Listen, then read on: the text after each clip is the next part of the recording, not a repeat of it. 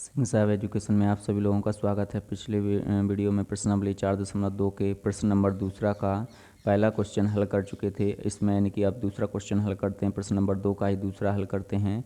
इसमें दिया गया है, एक कुटीर उद्योग एक दिन में कुछ खिलौनों को निर्मित करता है। प्रत्येक खिलौने का जो मूल्य है वो 55 में से एक दिन में निर्माण किए गए खिलौनों की संख्या को घटाने से प्राप्त संख्या के बराबर है। किसी एक दिन कुल निर्माण लागत 750 रुपये थी। हम उस दिन निर्माण किए गए खिलौनों की संख्या ज्ञात करना चाहेंगे। तो हमें यहाँ पर एक दिन की निर्माण लागत हमें यानी कि दिया गया है कि एक दिन में कुल निर्माण लागत कितनी हो गई है, 750 रुपये हुई है। अब दूसरा क्या दिया है कि हमारे लिए दिया है कि प्रत्येक खिलौने का जो मूल्य है, अगर हम 55 में से उस दिन निर्माण किए गए खिलौनों की संख्या को घटा दें तो एक खिलौने का मूल्य हमें पता चल जाता है। चलिए, ये बड़ा सवाल थोड़ा सा प्रश्न बड़ा लग रहा है, लेकिन यानी कि बड़ा नहीं है। आपको सिर्फ थोड़ा सा यानी कि उलझाने के लिए ये बड़ा प्रश्न है और कुछ नहीं है। चलिए एक एक करके हल करते हैं, आपको पूरा समझ में आ जाएगा। आप हमारे साथ बने रहिएगा और अच्छे से समझाते हैं हम आपको।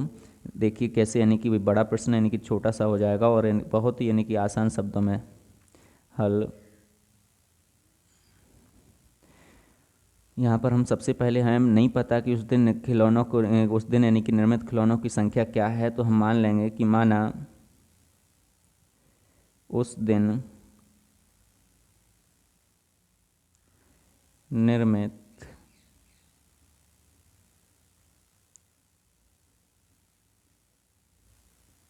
खिलौनों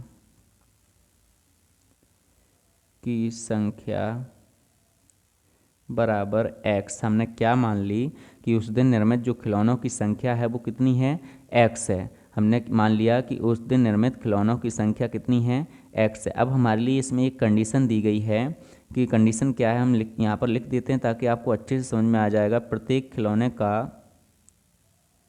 प्रत्येक जो हमारे सवाल में ही दी गई है, प्रत्येक खिलौने का मूल्य, अगर एक खिलौने का मूल्य हमें निकालना है तो वो कैसे निकलेगा। प्रत्येक खिलौने का मूल्य 55 में से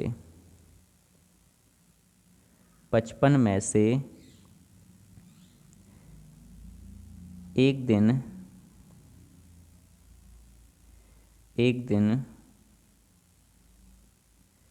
निर्माण किए गए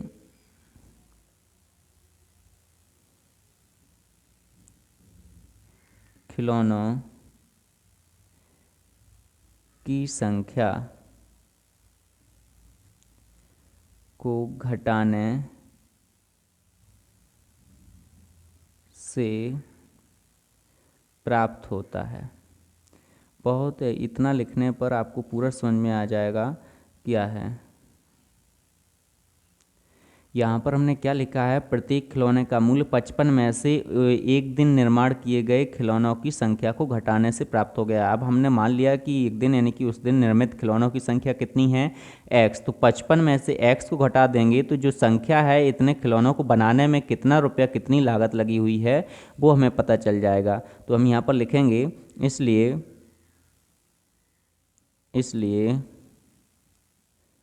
उस दिन प्रत्येक खिलौने का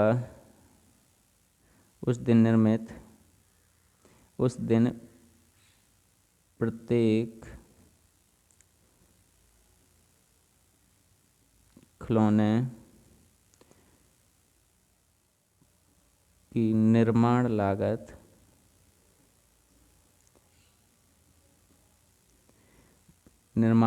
कितनी है। निर्माण लागत, अगर हमने 55 में से उस दिन निर्मित खिलौनों की संख्या को घटा दिया तो 55 में से उस दिन निर्मित खिलौनों की संख्या कितनी मानी हमने, x। तो इसको घटा दिया तो हमारी जो उस दिन निर्मित प्रत्येक खिलौने के निर्माण की लागत कितनी हो गई, 55 माइनस के x। ये आपकी रुपये में आएगी, किस में आएगी, 55 माइनस के x रुपये में। अब यहाँ पर ये तो एक खिलौने की है, तो उस दिन निर्मित सभी खिलौनों की निर्माण लागत कितनी हो जाएगी, उस दिन निर्मित सभी खिलौनों की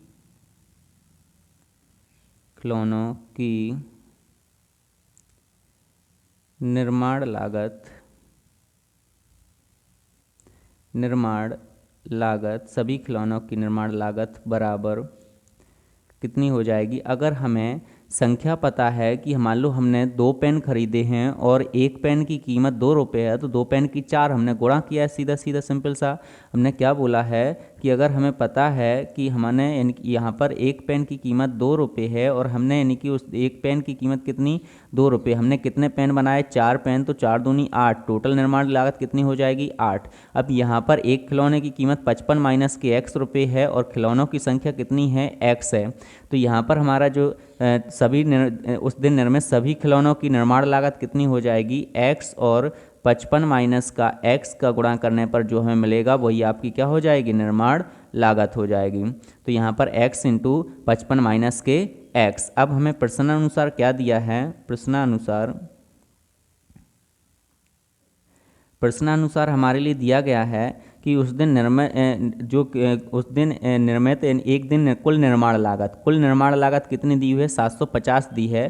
तो यहाँ पर कुल निर्माण लागत हमारी x और 55 माइनस के कितना है x है, जो कि किसके बराबर है 750। मान लो एक दिन में अगर यानी कि x खिलौने बन रहे हैं और 55 माइनस के x उसकी निर्माण लागत है, टोटल 750 बराबर में हमें दिया गया है। x का गुणा हम किस में करेंगे 55 में करेंगे, तो ये कितना आ जाएगा 55x, और माइनस x का गुणा x में करेंगे एक्स स्क्वायर बराबर में कितना आएगा 750, बराबर में कितना आ जाएगा 750। या हम इसको ऐसे लिख सकते हैं x माइनस का एक्स स्क्वायर और ये माइनस वो प्लस का 55x, क्योंकि प्लस का ही 55x है, बराबर में कितना 750। चलिए अब इसको आगे हल करते हैं। तो यहाँ पर हमारा क्या आ जाएगा, ये x माइनस 1 का गुणा अभी नहीं करते हैं, चलिए एक बार और लिख लेते हैं। माइनस के एक्स स्क्वायर प्लस के कितना है 55x है, और ये 750 बराबर के उस साइड है, बराबर के इस साइड लाइए किसका हो जाएगा माइनस का हो जाएगा, बराबर में कितना आ जाएगा 0, बराबर में कितना आ जाएगा ये 0। या इसको क्या लिख सकते हैं, यहाँ पर -1 का गुणा दोनों साइड में किसका गुणा कर दीजिए -1 का गुणा कर दीजिए, तो एक्स स्क्वायर हो जाएगा, ये माइनस के 55x हो जाएगा, और ये प्लस का कितना हो जाएगा 750, बराबर में कितना 0, बराबर में कितना हो जाएगा 0। चलिए अब इसको आगे हल करते हैं। तो यहाँ पर माइनस एक्स स्क्वायर माइनस के 55x और प्लस का 750 हमारा एक द्विघात समीकरण बन गया है। तो द्विघात समीकरण को हम किस विधि से, गुणनखंड विधि से ही आगे जैसे पहले हल करते आए हैं वैसे ही हल करेंगे। तो यहाँ पर हम सबसे पहले देख लेते हैं हमारा क्या है। सबसे पहले जब हम द्विघात समीकरण को गुणनखंड विधि से हल करते हैं तो हमें हमारा पहला पद x का गुणांक कितना है 1, और अंतिम पद कितना है 750। तो इन दोनों का गुणा करेंगे तो हमारा टोटल कितना आएगा 750 ही आ रहा है। 1 और 750 का गुणा करेंगे तो 750 ही आ रहा है। अब हमारा मध्य पद कितना है 55, ये मध्य पद कितना है 55। तो इसको हमें ऐसे दो भागों में तोड़ना है कि उनका गुणा करने पर कितना आना चाहिए 750, और जोड़ने घटाने पर कितना आना चाहिए 55 ही आना चाहिए। जोड़ने घटाने पर कितना आना चाहिए 55 ही आना चाहिए। तो चलिए यहाँ पर हम लिख लेते हैं, यहाँ पर देखिए 30 और 25 के रूप में तोड़ लेंगे। मध्य पद जो 55 है उसको 30 और 25 के रूप में तोड़ा है, तो 30 और 25 का गुणा करेंगे तो 25 30 75 750 ही हो जाएगा हमारा ये, और 30 और 25 को हम जोड़ेंगे तो कितना हो जाएगा 55 ही हो जाएगा। ये 30 और 25 को जोड़ेंगे तो 55 हो जाएगा। 30 और 25 को जोड़ा तो 55 हो गया, और 30 और 25 का गुणा किया तो कितना आ गया 750 आ गया है। तो चलिए यहाँ पर हम जो 55 हमारा लिखा है उसको हम 30 और 25 के रूप में तोड़ लेते हैं। आगे हल करते हैं। एक्स स्क्वायर माइनस 30 प्लस के कितना 25 और x प्लस के 750 बराबर में कितना दिया हुआ है 0, बराबर में कितना दिया हुआ है आपको 0, तो 0 लिख दिया हमने। बराबर एक्स स्क्वायर, तो ज्यों का त्यों माइनस का चिन्ह लगा है, चिन्ह लगा रहने दीजिए। पहले x का गुणा कर लीजिए, तो 30 में करेंगे तो 30x हो जाएगा, x गुणा 25 में करेंगे तो 25x, और ये प्लस का कितना 750 बराबर में 0। अब यहाँ पर एक्स स्क्वायर माइनस अंदर गुणा कर दीजिए माइनस का, तो ये माइनस का कितना हो जाएगा 30x, माइनस का अंदर गुणा करेंगे तो ये माइनस का 30x हो जाएगा। माइनस गुणा 25 में करेंगे प्लस के, तो ये माइनस का कितना हो जाएगा 25x, और प्लस के कितना 750 बराबर में कितना आएगा ये 0 आएगा।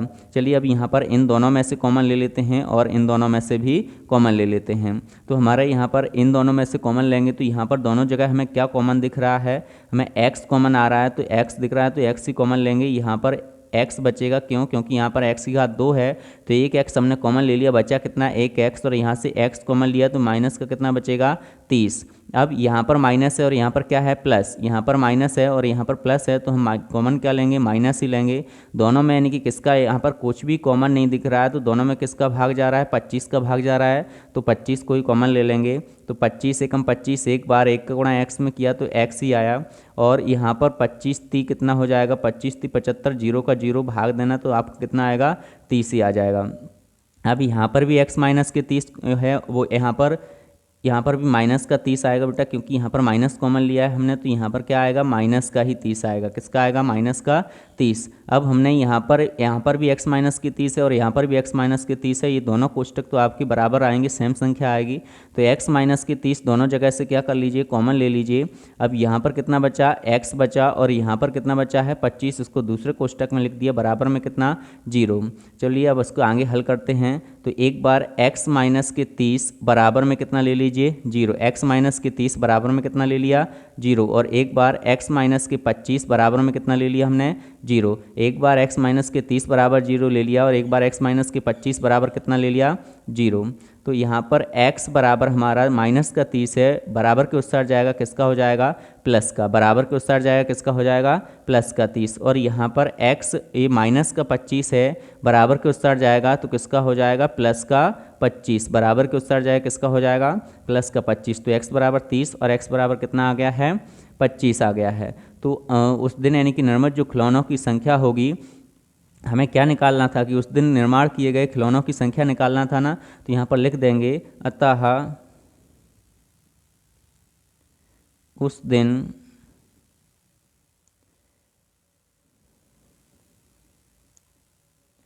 निर्माण किए गए या निर्मित किए गए खिलौनों की संख्या 30 या 25 होगी। तो या तो 30 होगी या 25 होगी। तो उस दिन निर्मित खिलौनों की संख्या कितनी हो गई? 30 या 25। तो आशा करता हूं कि आपको ये हमारे वीडियो पसंद आ रहे होंगे, और यदि पसंद आ रहे हैं तो लाइक कीजिएगा, शेयर कीजिएगा, और अपने दोस्तों के साथ अधिक से अधिक शेयर कीजिएगा। और कमेंट बॉक्स में कमेंट करके हमें ज़रूर बताइएगा कि आपको हमारे वीडियो कैसे लगते हैं, ताकि हम और भी अच्छे अच्छे वीडियो आपको ला सकें। Thank you.